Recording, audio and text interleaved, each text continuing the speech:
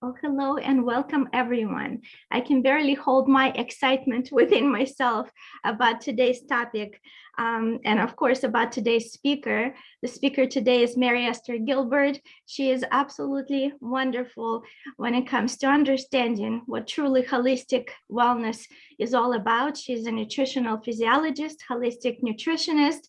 She has been doing this for the past over 40 years. She's my holistic nutritionist as well.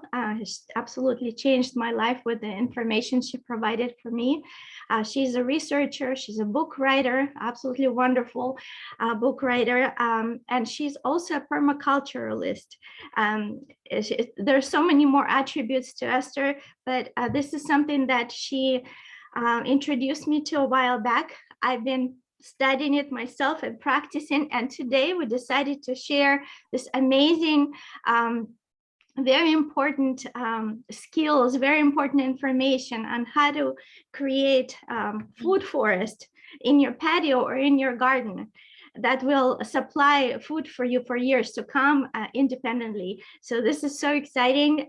Esther, I'm going to give the microphone to you. I got my notes, my notebook and my pen ready to take notes. Oh, you know, I've been looking forward to this too. This is my other passion. I mean, it fits in with wanting to heal humanity, all of us, right? But I took a course in permaculture about 8 years ago, and it was a 4-month course. And I finished it really fast because I was so excited about it. I just could not believe that so much food can be produced in such a small area. And so I'll show you I'll show you all kinds of pictures today on what permaculture is. And I had written a booklet for a friend of mine who was helping the Native Americans in Arizona. So he and his business partner went up there and were telling the Native Americans about permaculture. So I wrote a book for them. And so I'm going to share that book with you, and I'll put it on my website. I didn't have a chance to do it yet, but I will do it right after the meeting so that you guys can download it and have a permaculture little, just an introductory kind of booklet of permaculture. It gives you a good summation of what it's all about.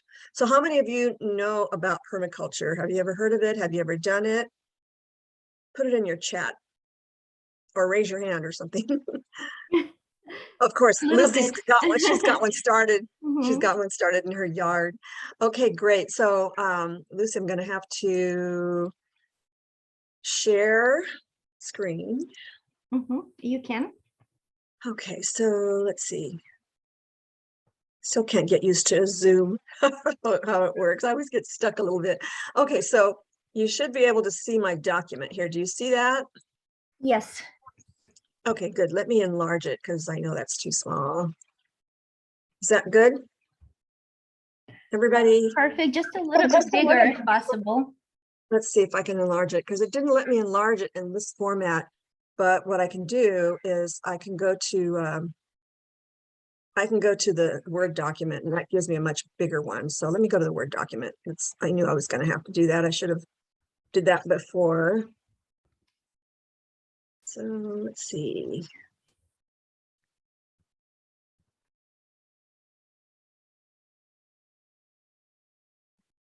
Okay, so let me enlarge this one.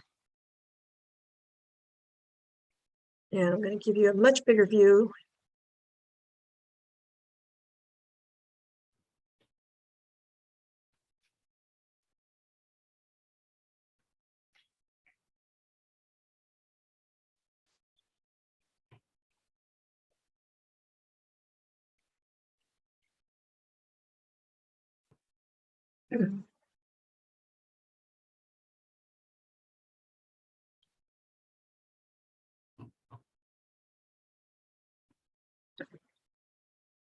Okay, is that better? As long as you can see it, we will hear you and we see the pictures. Yeah, and I mean, you could see the letters are hard to read for me, a little bit far, but maybe others can see. But we're going to be listening to you and seeing what you're showing, so it'll be good. Okay, all right. So let me go back to a smaller one then. Okay, so yeah, I'm just going to read it to you because it's a real short document. It's about 9 pages, but it's a lot of pictures too. Okay, so basically, you ask, what's permaculture? What's the name mean, and where did it come from? What's the history? What's it all about? It's a way of producing food on mimicking a forest, a wild forest. So instead of a row by row monoculture setting where you're only growing one crop at a time, it's growing multiple different plants that nourish each other and are synergistic in order to make all the plants together thrive. And that's called a guild. So when you have a plant guild, you've got all these different elements. And as time goes on, there's less and less maintenance. Actually, when you even first plant the food forest, you don't have to really watch it all the time and make sure it's going to dry out or anything, because you've already gotten all the elements together that maintain the moisture and all kinds of stuff. So I mean, there's whole courses describing exactly how to do that, but today is just an introduction, and I'll show you what's happening in the world of permaculture. Esther, I wanted to just interrupt you for 1 second, because some of the people today on the call, they I don't know if everyone gardens. They live in cities and not necessarily have a garden. Not everyone does, who I know. So this is not only about creating permaculture right in your yard or having a big space. This could be a small little square on a patio, yeah, and so so why is it important to know permaculture, period? Yeah, exactly. Yeah. Yeah. I mean, I'm going to be introducing you, though, the scale all the way from massive acres all the way down to your patio with a few pots. And so permaculture methodologies apply to anyone everywhere, even in the deserts. People are greening the deserts, even the huge deserts of the world, with this methodology. So it's an ancient practice. I mean, some of these permaculture food forests in the world are over 1,000 years old. There's a couple of them that are 2,000 years old. And so they're all over the world, but they start thriving by themselves. And the older they get, the more they produce. And that's true even down to if you want to start a permaculture idea on your balcony. I've done that for years, because when I sold my home 11 years ago in California, I had a whole herb garden up there. And if I had known about permaculture, I would have torn the lawn up both in front and the back, and I would have established it. And I'll show you some pictures of how beautiful this idea can be, even on a small patch, if you have only a really small yard or a small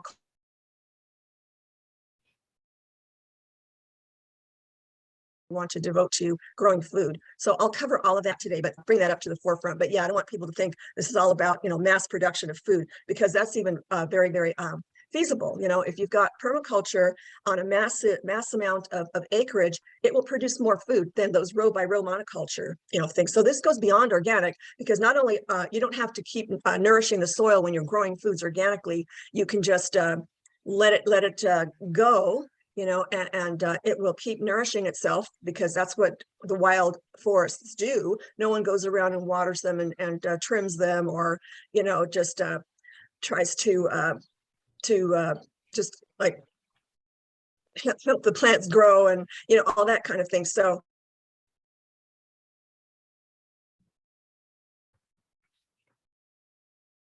okay, so Bill Mollison, he's the father of permaculture. Not really, because it's been done for oh gosh, my internet connection is unstable. Oh no.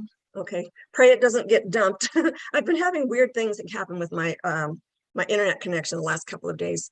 Okay, so Bill Mollison, he was like the father of permaculture in modern day, right? Even though it's been around for thousands of years.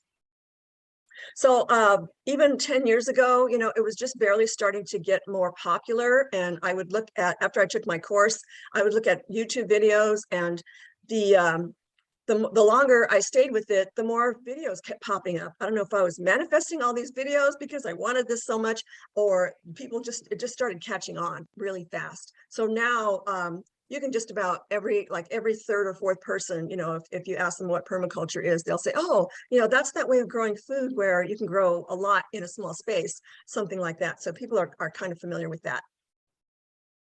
Okay, so permaculture helps alleviate hunger. And Jeff Lawton, he's a very well-known expert. He has gone all over the world giving lectures, and he's got this huge a farm in Australia, and he's got many, many videos, and I've got links at the end of the one of the documents that I'm going to share with you, and I will make that available so you guys can click on all these different links so you can get even more familiar and more excited about this permaculture concept. So right now, you know, the world is talking about supply chain problems and even fertilizers and that kind of thing. So with permaculture, you don't really need to worry about that because the farm or the environment, however small, fertilizes itself. Okay, so this is a concept that you'll see how exciting this is for anyone, so that you never feel like you're going to be running out of food. And people are growing all kinds of things in their small balconies, and I'll show you pictures to show you just how easy it is. So this one woman,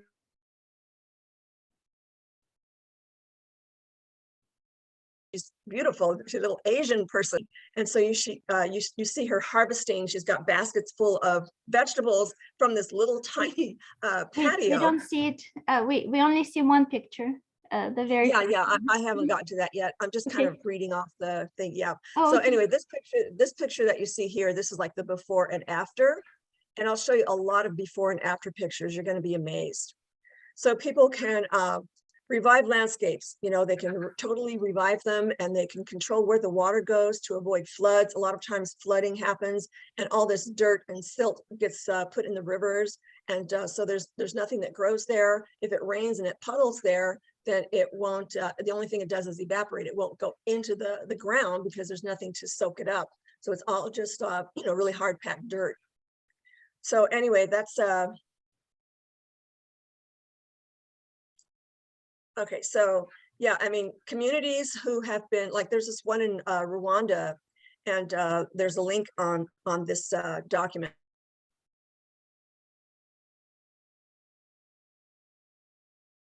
Liu is very famous as well. He's a documentary, you know, filmmaker, and he'll go to all these different before and after permaculture sites.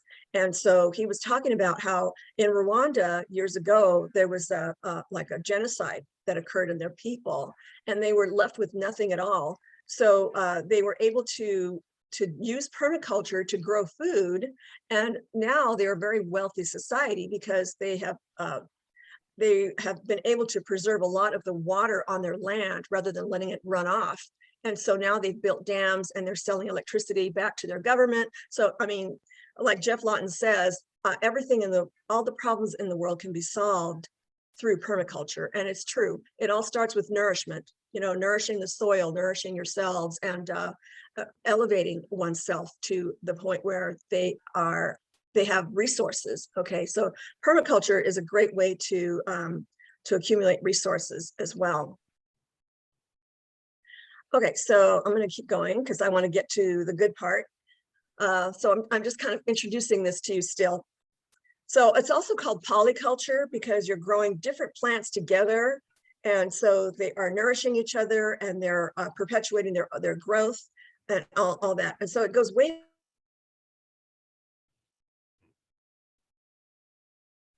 in the soil to build up the life organisms that are in the soil that make a whole environment healthier and grow healthier plants.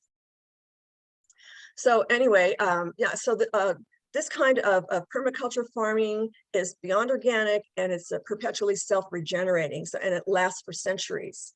Okay, I mean, I've had some herbs growing in pots since I sold my home and got away from my herb garden, and have been living in Arizona for the last 11 years. And so I don't have a piece of land yet, but I have been carrying around some of my herbs with me. And so they're still regenerating and they're still growing, they're still proliferating because they have each other. I mean, I'll show you how plants can sense each other's presence, and you can improve how plants grow by putting them close to each other and having them touch each other.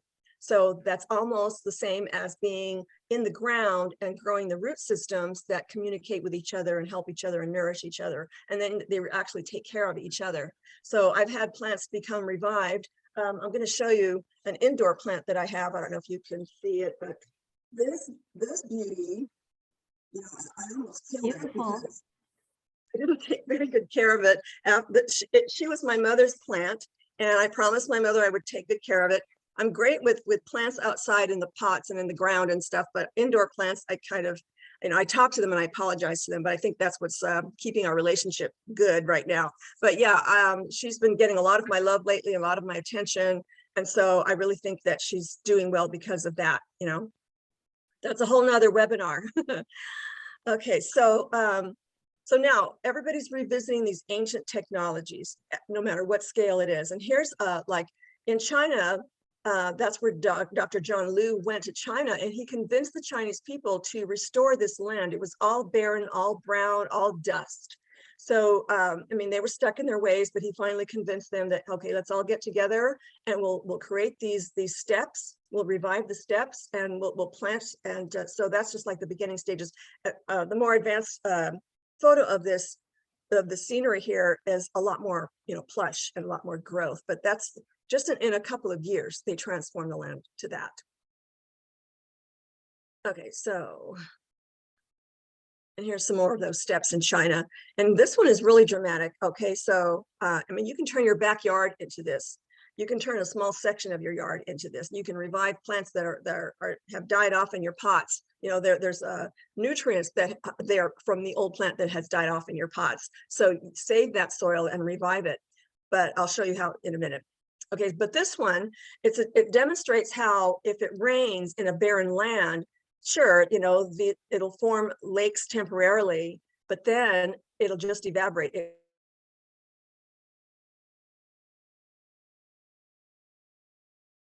But once you run cattle or animals through the valley, and you also, just set up the land so that it's conducive to these plant gills so that they nourish each other, then a year later you've got this, so you might be able to say, okay, well, there's good that the water, the animals can drink water, but here it's soaking up all that water and creating underground aquifers and rivers, so there's still enough water for the animals to drink water.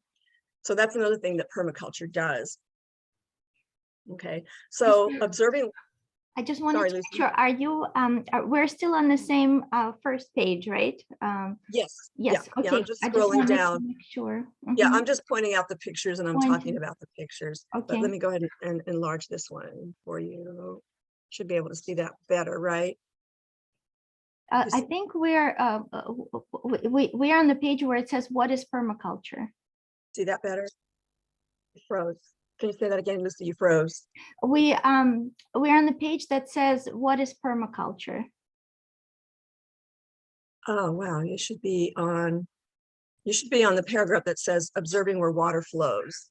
Yes. So did you see the before and after picture of the lake? But we only see the very first page that you've shared. It's not moving. Huh. That's weird. So yeah, you saw the page that says what is permaculture. I scrolled back up to it. So do you see me scrolling? You see me scrolling? No. You don't. That's really odd. I don't know why. Oh, it says your screen sharing is paused. Why does it do that? Okay, let me go resume share. Yeah, it looks like something is gonna move right now. I see you. Oh, that's the one that's too small. Let me see if I can enlarge that for you. Okay, it's moving now. So I think I'll be able to move down. Okay, good. Now we can see it. Okay, so let me eliminate the other document so it's out of the way here. Thanks for telling me. Whoops. Okay, here we go. We see other pictures. Yeah, that's the other document, but I don't want to show that yet because I wanted to go back to this one here. I just want to enlarge it. So, okay, do you see that?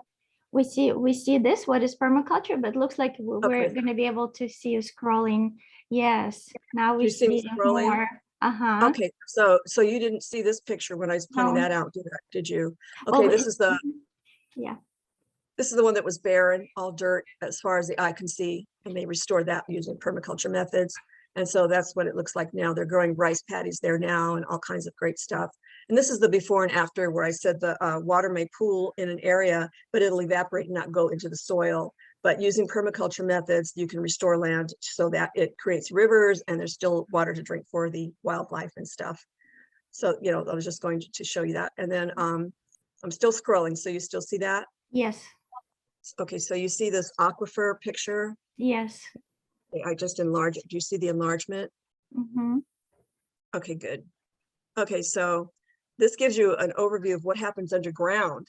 So once you plant all this greenery, then it holds onto the water and it soaks into the soil because all these root systems are accumulating and they're dropping their leaves. And so it's creating this biomass. And so that holds millions of gallons of water. And pretty soon over time, and not too long of a time, it will sink down to the underground.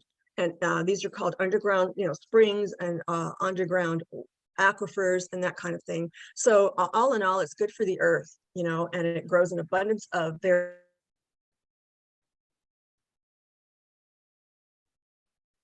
high sugar because so this cycle, that keeps going.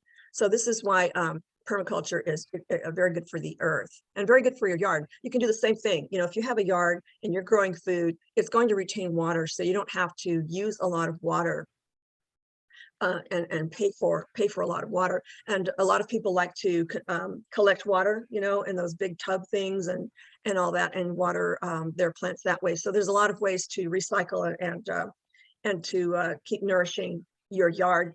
So I know a friend, Carl, he started permaculture in his yard, and a year later he went from hard packed dirt to black, teeming with life, rich soil in his yard. And so when people came over his house, he would show them his soil and they'd be amazed because it's in the middle of in Phoenix, Arizona, where people have hard packed dirt in their yards. And grass isn't much better. Grass is not good for the environment for a lot of reasons. So I just wanted to show you that. I wanted to add about the aquifer. It also is a natural filtering system for the water. So for someone, we can access the water also and drink it, and this water will be very pure and clean. Yes. Mm-hmm. Yes, thank you for reminding me of that. Absolutely. It gets filtered through the earth, and earth has a way of collecting the toxins or purifying or disassembling those toxins. They go back to their basic atomic components or molecular components. And so it tends to neutralize a lot of the toxins that we put into the earth. So yeah, underground, it gets filtered, it gets cleansed, and then it pops up again somewhere. Like in Arizona, there's a lot of underground springs that pop up. And so you get to go swimming in these icy cold, streams and stuff. And I think you guys went with us to Flat Rock, right, Lucy, Mm-hmm. when we went up to Yes. Sedona? Yeah. So yeah, the water is icy cold, but it's very crystal clear and clean. Thanks for bringing that up. Okay, so here's another picture of, an aerial photograph of a permaculture piece of land. And so this, you can't see it from the picture, but these are all going downhill. Anytime you see a rounded out area that's cut out like that, those are called swales.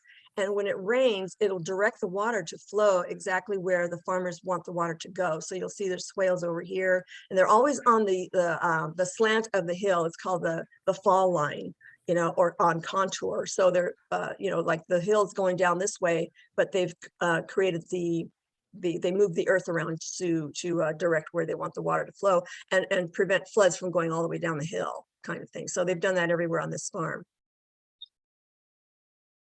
Okay, here's we're getting closer. So here's a picture of what happens when you have a swale on the downhill. So, if you've got a cutaway of the soil here, you'll see that it's collecting water underneath the ground and it's just soaking it up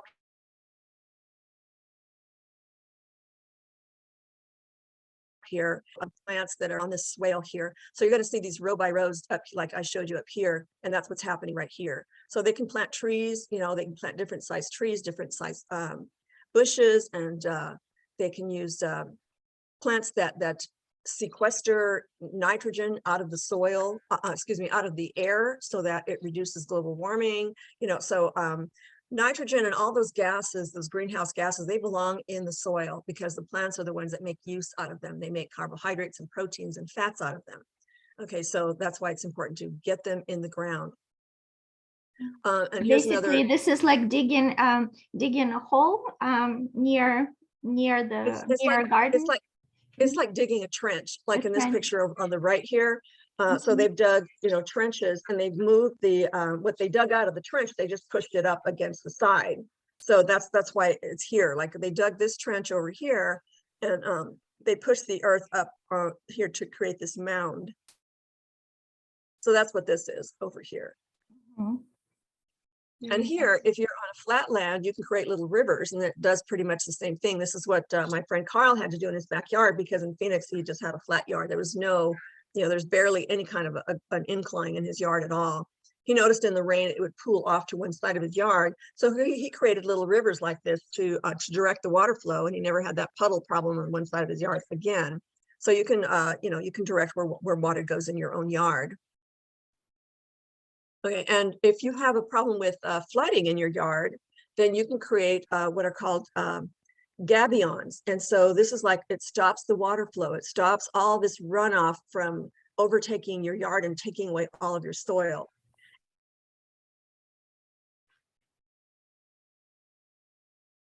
And all these up the landscape so that it does not flood and take all the soil away. Nature knows exactly what it's doing. So it puts weeds out, and they're around for a while, but then they die off once other plants start taking over. So weeds are the pre-situation to setting up a healthy ecosystem.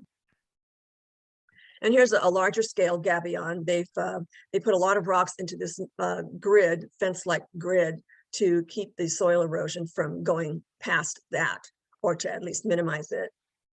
And here's another one. Someone put that in their yard. So you can see that it's on a slant, on an uphill. And so to keep their yard from flooding out with all kinds of dirt, they just set up this nice little gabion thing. And so that prevents a lot of it from going down. That way the lawn just gets watered rather than flooded. People have even made swimming pools in their backyards that look wild.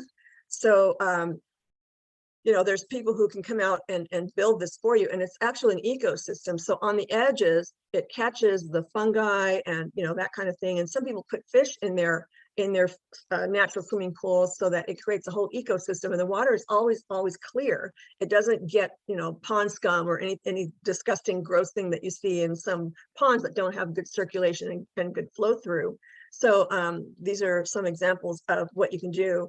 And so people have reported that when they dive into their natural pools like this, they feel like they're swimming in the Amazon. It's just really a fantastic experience to see that. And here's another one over here on the left that has a much cleaner look, more modern, less wild look. But nevertheless, over here on the side and over in the back there, you've got the water that goes filtered through these plant systems to keep this water clean. So you never have to use a filter. You never have to, use chlorine or anything like that for a pool. Okay, so you can do really creative things with permaculture. These are some examples of how people have set this up. And this looks like a park. A lot of cities are setting up edible landscapes for the parks, and these might even be fruit trees in the back here. So I know in Hawaii they're doing this, and I forget what other major cities have been trying to do this. So if you go to your city council meeting and you want to set up a whole permaculture, information so that cities will consider making edible landscapes, it will solve a lot of the people who are hungry on the streets problem. And so it'll beautify the landscape, and it'll be really an excuse for people to get out and socialize and interact, and crime rates go down. I mean, there's this whole cascade effect in a city if someone has edible landscaping. And here's one that someone built. It's a gabion, really. They just arranged the grid here, and they filled it up with rocks, and they filled it up with soil. And it's really a beautiful reflection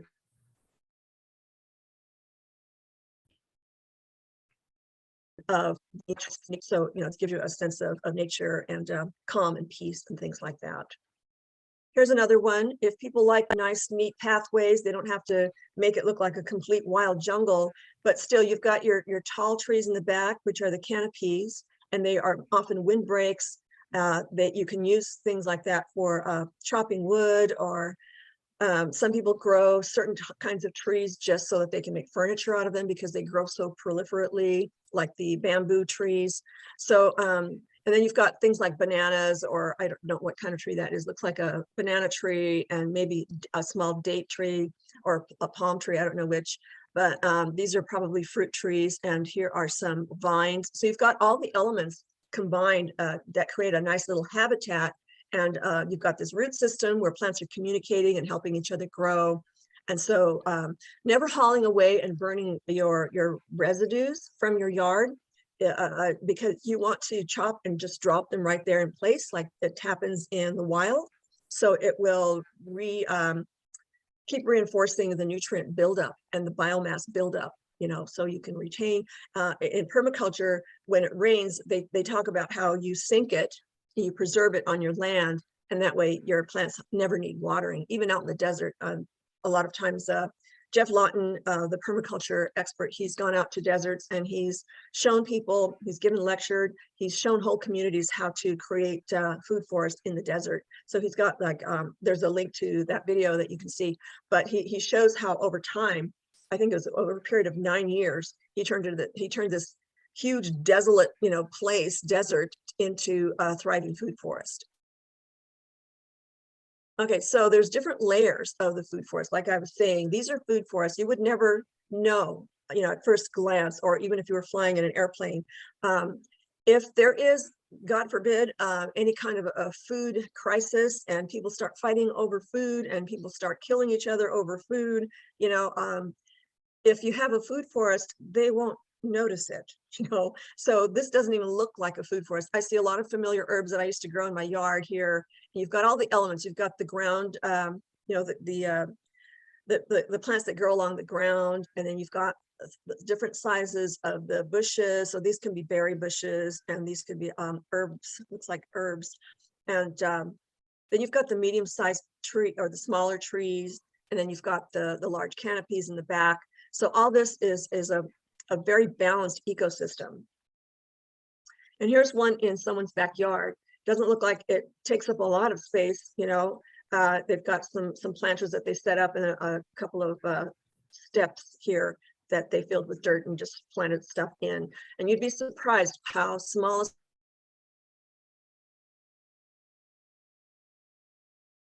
space. So permaculture in their yards, they make a living off their yards. I know one family in Pasadena who has been operating a business out of their yard and for years. And so, I mean, they sell to chefs in local restaurants, and even the restaurants bring their frying oils to this family, and the father makes biofuel for their truck. So they're completely self-sufficient living in Pasadena, California, so it's really amazing. Okay, so I wanted to show you the 7 layers of a forest garden. So anytime you have a piece of yard, or even in pots, like I've used this method in my pots. So it doesn't have to be a 20-foot tall tree to be the canopy. Although if you have a farm, then of course you're going to put large fruit, tall trees and nut trees there. And so that's going to be your shade. And you'll see the root system starts spreading out and starts communicating with the other plants and starts nourishing them too. And then you've got the low tree layer, like the dwarf fruit trees, like the lemon or lime or grapefruit, things like that. Those trees don't get too large. And so if you don't have room in your yard for a larger tree like this, then you can use this as the canopy, so to speak. So it's just, it doesn't really matter. You provide shade either way to the smaller plants when they need it. And then you've got a ground cover. Oops, I'm jumping the gun here. Okay, so number 3, it's the currants and the berries. So any kind of berry bush, which are smaller than the dwarf trees, should be around too. And of course, lining them up in one linear fashion like this isn't going to be realistic, but you've seen how the other pictures, how they do it. They just place them either strategically or not. It doesn't matter because it doesn't happen in the wild that way either. Okay, so then you've got your herbaceous layer, all the different herbs, and that's where my yard was just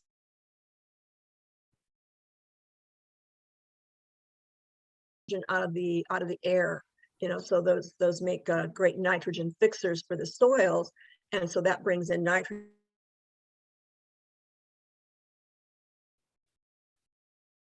Much needed to the root plants. They've got the root crops, the rhizospheres, and those also, they're just as deep, as they are on the high on the surface. So those also contribute to the ecosystem.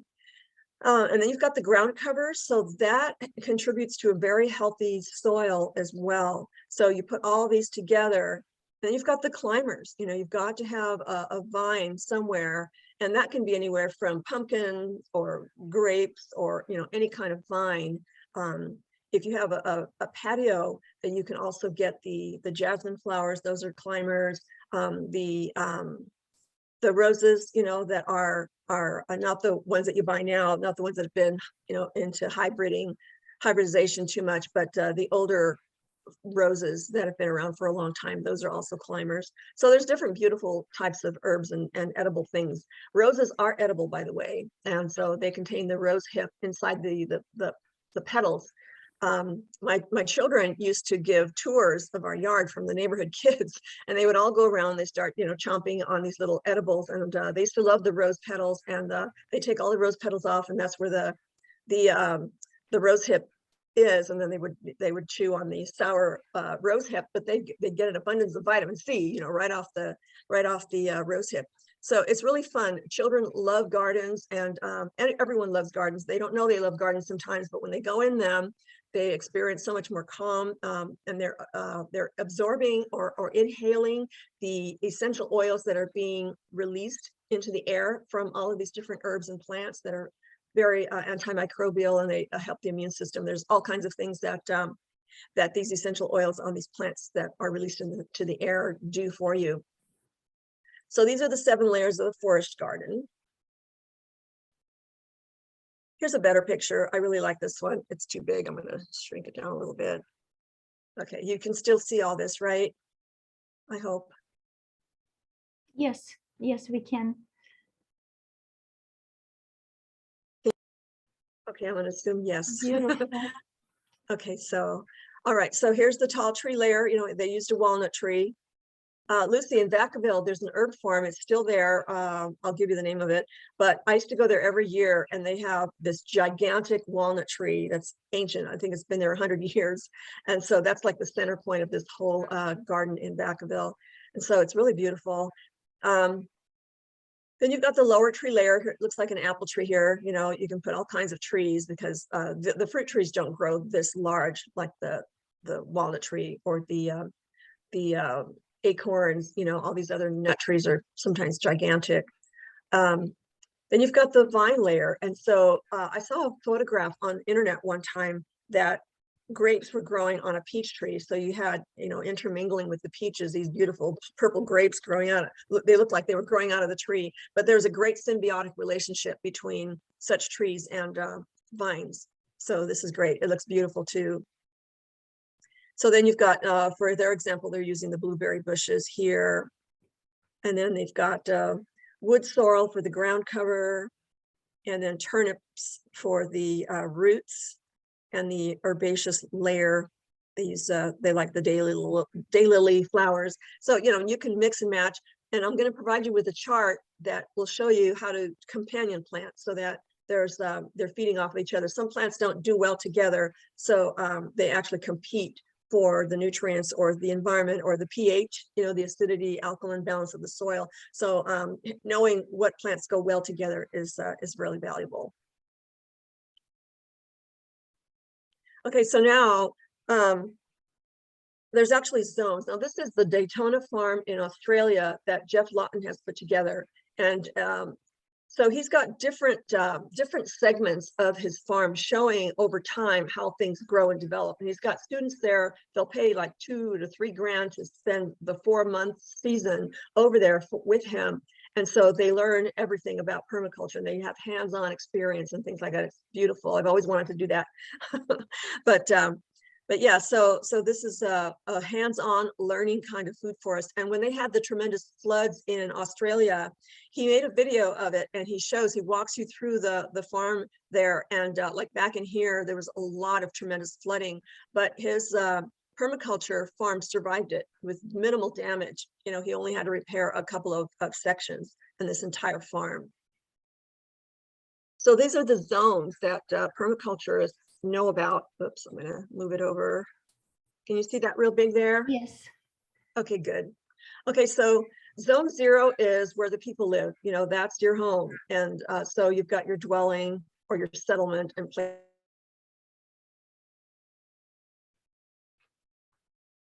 place where you sleep, and you can grow your local vegetables that you run out in the morning and gather your herbs and vegetables or pick some fruit, and it's near the house. And then zone 2 is the less intensively managed areas. So you've got stuff that, you're just growing, or it's not ready to harvest yet, that kind of thing. And then zone 3, there's just occasionally visited areas that form part of the system. You might have some fruit trees out there, or other larger trees, or other bushes that you don't run out there and pick every single day because they're not ready, kind of thing. And then the zone 4 is wild food gathering, wood cutting for fuel, self-seeding trees. So you can put out trees there that you want to grow that you can use for that kind of thing, in the future. And then you've got zone 5. So there's always a wild area outside of some of these rural area farms. So sometimes you have to notice what thrives in the natural habitat so you can mimic that on your food farm, on your food forest farm.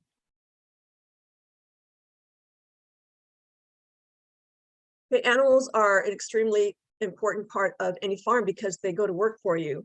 The sheep and the goats will eat up a lot of the fire hazardous, weeds and grasses, and they'll also eat away on the shoots of the trees, so you never have to trim your trees, and the geese and the chickens, they eat the insects, so they keep the insect population down, and so you have healthier plants as a result of that.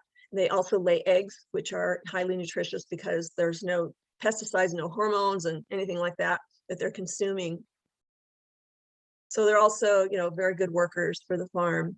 They earn their keep, And here's it looks like let's see, vegan food forest schematic site plan. Okay, so this is someone's food forest. It looked to me like a park, a public park or something, but this is how they just saw, they just laid out their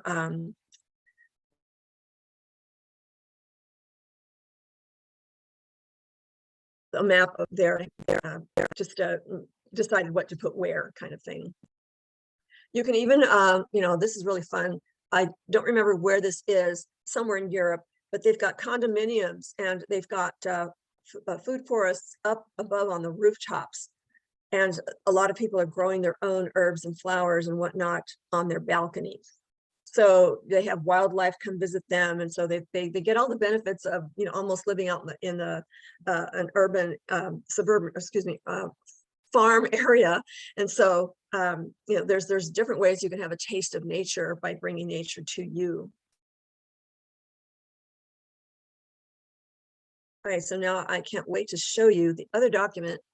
Okay, so I'm going to stop sharing that one and share the other one.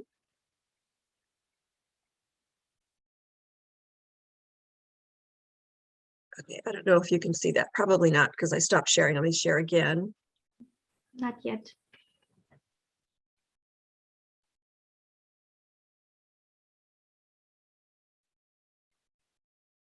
How's that? Very nice. You can see it.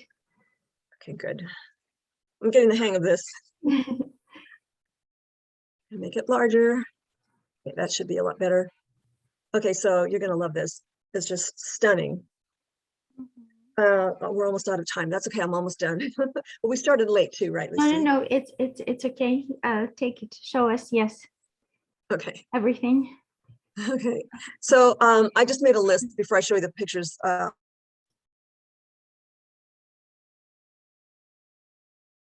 This person shows how he did it out of his yard, and then this person here, another person showing you how to do backyard, stuff, permaculture wise.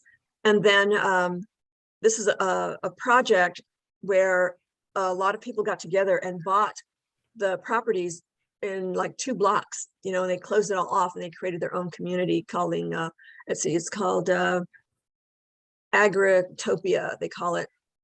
Okay, so they'll show you they'll give you a tour of all of that. They've got food forests everywhere, and they're all sharing food. They're all sharing in the work. And that's another thing. If you have a traditional farm, even if it's an organic farm, you're going to be working really hard to maintain the farm. Whereas permaculture, it all takes care of itself. The only work you have to do is to go and harvest, and harvest a lot. So that's a really great fun about it. And here's Jeff Lawton. I think this is his TED Talk. And so he introduces to the world, what permaculture is, and he does a really good job of that. And then Jeff Lawton, he does another TED Talk. And then also John Liu, and he does a documentary on, how he helped people to restore their lands and become more wealthy, because of the tremendous wealth that they built on their land. And Alan Savory, he's one of my favorites. He turned massive desert areas into green deserts, and he'll tell you how he did that too, using wild animals going through. Because out in the wild, you've got animals that are passing through. They're not staying still, so they're not going to pick the whole area, gone. But if you run animals through temporarily, like animals naturally migrate, they run away from predators, so they end up somewhere else. So he shows how valuable an observation this has been for him in restoring a lot of the deserts. So I thought that was interesting. So anyway, again, here's the vast potential for permaculture farming. You don't see any row by row farms anywhere. You see a lot of swales, a lot of water directing, efforts down there. And then of course, down in the valley, they don't have to water them because the water ends up there, but not in a flood, kind of thing, like it has been here. So here's some yards before and after. If you've got a large yard, then you can feed a family of 10 and then still have money left over to make a good living from your crops that you can gather. And so it shows that, like in this one, it's really dramatic where you have this one little tree, and then this is the same tree, apparently. I don't know if they're pointing, they're pointing to this larger one here. So, I mean, this guy's really happy. Look what I did to my ugly yard, kind of thing. And it's really abundant. These things self-perpetuate, and all he does is harvest.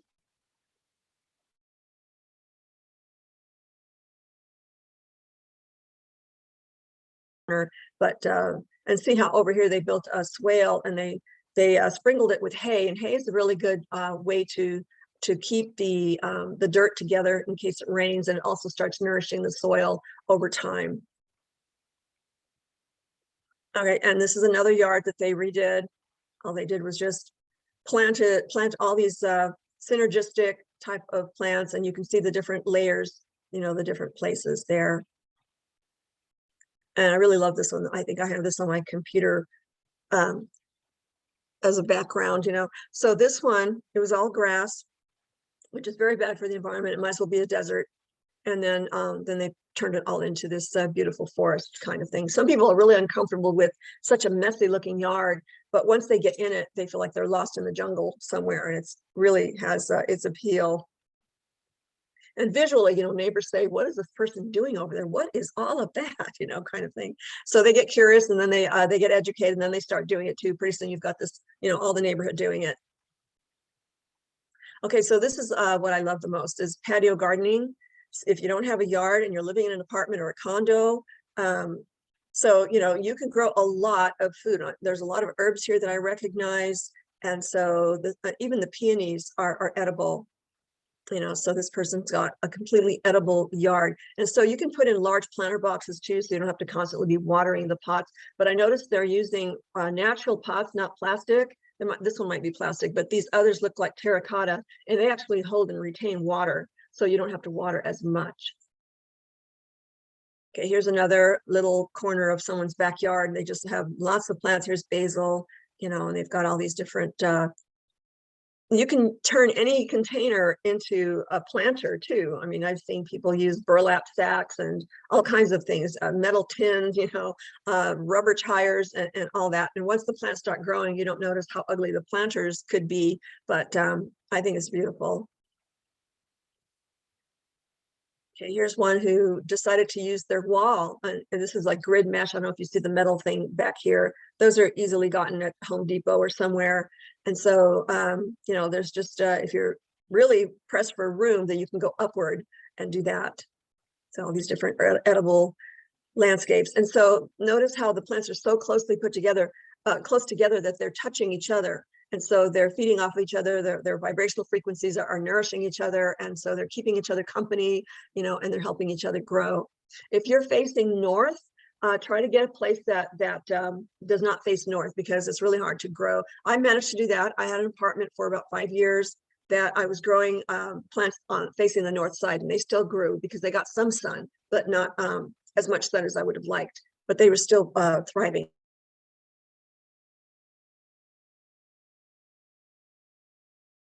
Example of a small yard corner. They might have had a bigger yard, but that's all they chose to grow food in. So they're growing beets and Swiss chard and kale and onions and zucchini, carrots, sweet potatoes and squash, you know. And so I didn't get the before picture, but this is the labeled after. But anyway, yeah. So, you know, it still looks nice and neat and pretty in the grassy backyard. You know, you can do it whatever, however you like. Or if you want to just be real practical, you've got a backyard. I'm going to be putting up smaller planters, not out of wood, but I'm looking at different materials to set up planters like this too, because I really want to start growing vegetables, not just herbs now, until I get my piece of property. Some people like to use edible landscaping, and this can be really beautiful. All the different colors and textures and sizes of the plants, and you know, just a nice place to sit out in the evening or in the morning. And so these people did a really good job of controlling also the water runoff. You know, they put a little gabion strip down here so the water would be channeled back into their yard, onto their grass. And also, if the water comes down this hill, on this incline, all these different inclines, then they're catching the water so it doesn't go anywhere. And they also have a nice, I guess it might be the city, or maybe it is their property, but there's a nice tall canopy tree that oversees everything too. And the root systems down there are just nourishing all these plants as well. Here's another one.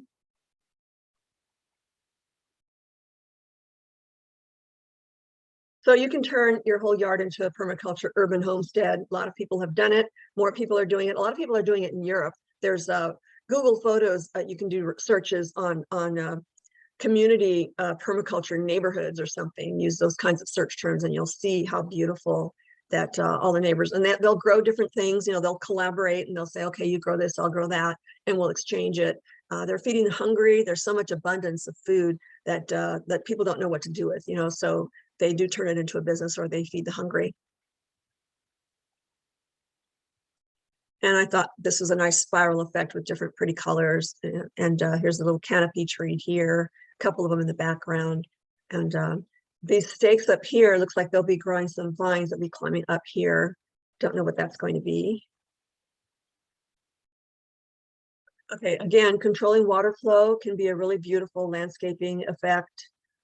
You can do this out in the wild, and you can do this in your yard, even if it's a small, minute thing like that other thing up here, where they just lined up a few rocks along the side, and that did the trick for them.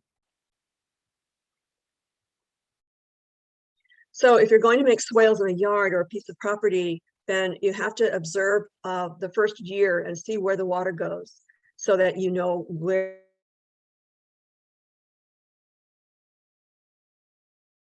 to move to make the water all downhill, but it's making a diverted path around this area here and watering all the plants along the way. So it's going all the way around in this zigzag fashion, and it can go somewhere else in the yard, or it can go out wherever you want it to go, really. And some of it obviously is going down this way, or maybe it's coming downhill, I can't tell. But anyway, that's permaculture. Anybody have any questions? Wow, so fascinating and valuable. Amazing. It is. It's so it's such a passion, you know. People are really loving it. Anybody have any questions? Is Louisiana a good place to do that? You can do it anywhere. It depends on how much you need to do to the soil. If you live in a sandy area, then you'll need to put more, just chop and drop as your plants grow, or you can initially amend it. You know, you can go to Home Depot and get organic soil and just put it around the plants until it gets more seasoned, you know, and starts dropping its own leaves and stuff. And you can go to gardening gardeners, you know, they're always, or landscapers, they're always hauling away trees and leaves and all these other things. Just get a hold of one and say, can you come over and you know, drop them over or whatever. And sometimes they'll even cut them down for you, so that all you have to do is just lay them around the plants. So yeah, I mean, if you're out in the desert, the same thing. Instead of swales, though, you make bowls so that the water pools inside near the roots. But if you're in a place where there's a lot of rain, then you want drainage too. So the swales and the they're called berms, the humps that you see, that should do it too. So yeah, you can do it anywhere. It doesn't matter. It just depends on how you want to treat the soil.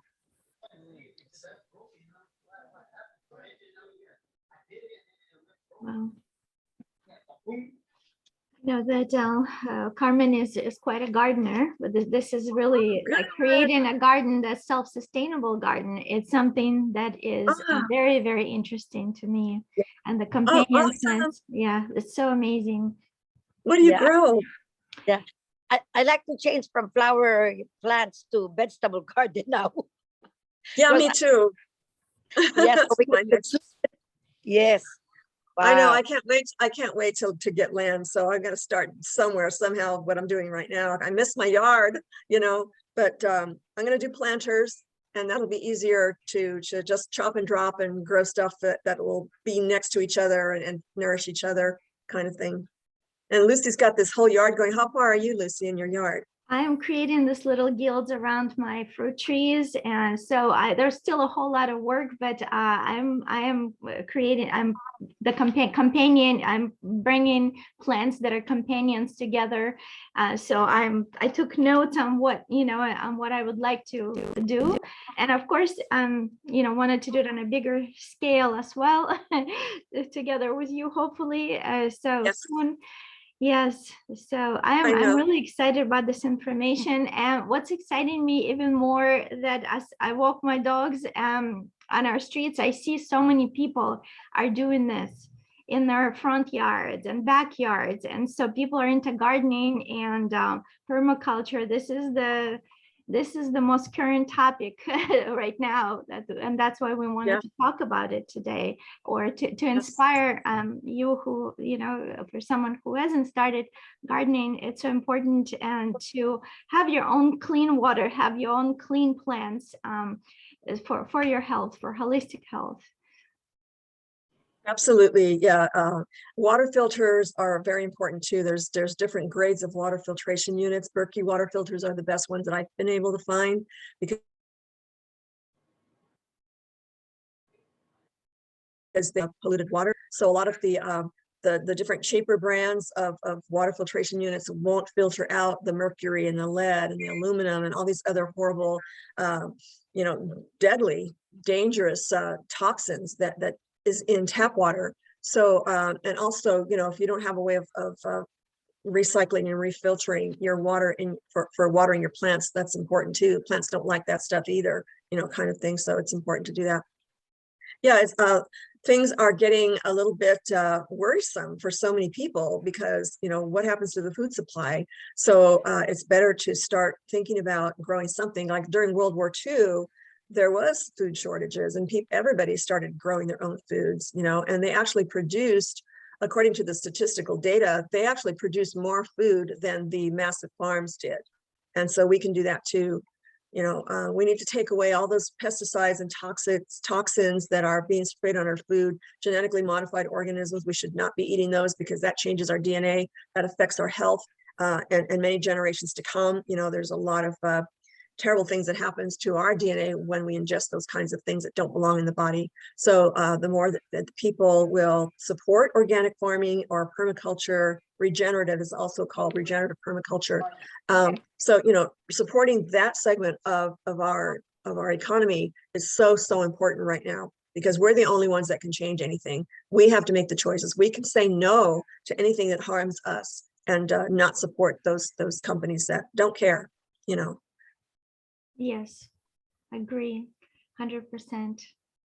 Esther, thank you so much for this super valuable information. I've learned a lot. Can we access some of the documents that you've shared? Are you going to be posting them on your site, and I can link them for everyone to get them? Wonderful. Absolutely. I just didn't have a chance to do it yet, but I'll do it right now after we hang up. I'll put them on my website, so you'll see that in a few minutes. Wonderful. And I'll be posting, I'll make sure that I'll post the recording of this amazing call. So valuable call. Yeah. I forgot to share the chart of oh, can I just share one more thing real quick? I Yes. have to Yes. show you guys. I have to show you this. Okay, Mhm. so what do I do with it? The Oh, companion plants. Oh, yeah, you showed that yeah. a little bit also. Let's see, where was it? No, I haven't showed you this yet. Okay, I know where I put it. So, okay, I'm going to show you this. I know you can't see it yet, but I'm going to share my screen again. Here it is. Here. Okay, here it is. Oh, You see it? yeah. Okay. See how, you've got every vegetable and herb and edible flower Oh, under the sun. love this. This is so And so if you helpful. want I've to, been use like Googling, this chart. I'm Googling individual plants, but to have this chart, it's Yeah, this is, I love this chart. So everybody should have this chart, even if you're growing pots out of your, some of them I grow in my kitchen window, but yeah, this is valuable. So I'll put that up for everyone too.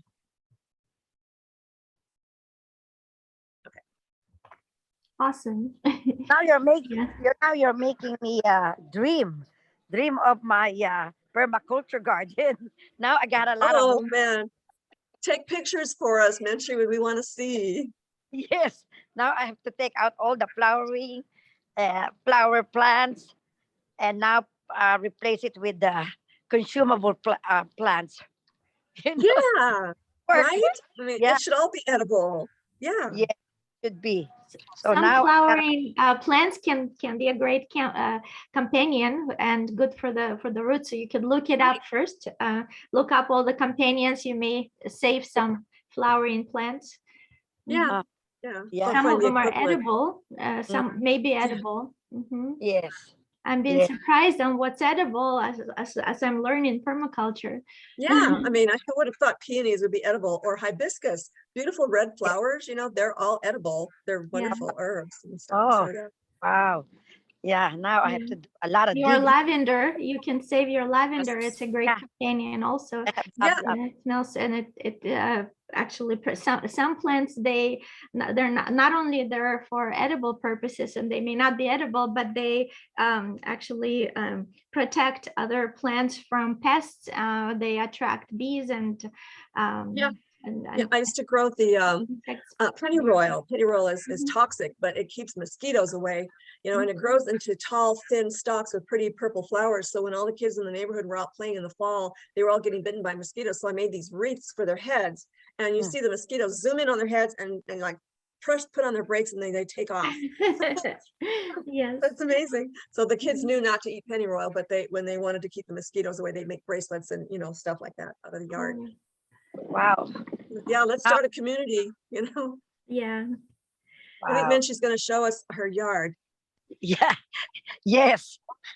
I'm gonna start to do that. That will be my project. Turn it She's into not at home. She's at Oh, work. Yeah, but she does have okay, a okay. beautiful yard. That's right. I Mhm. thought she was going to go out to her yard and show us her yard. yeah. That'll be a good project for me when I retire in January. Awesome. Yeah. Congratulations. Thank you. Yeah, so anybody wants to go with Lucy and I in purchasing some land and starting our own community, that's been a long dream of mine and Lucy's and TJ's, I know. So Wow. yeah, Where? well, that's just it. We haven't.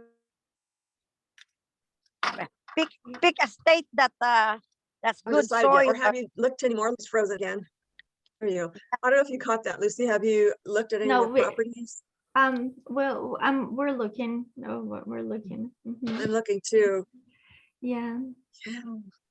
So yeah, let's go in on it and form our own and make it an example of how to build a successful community, Yeah.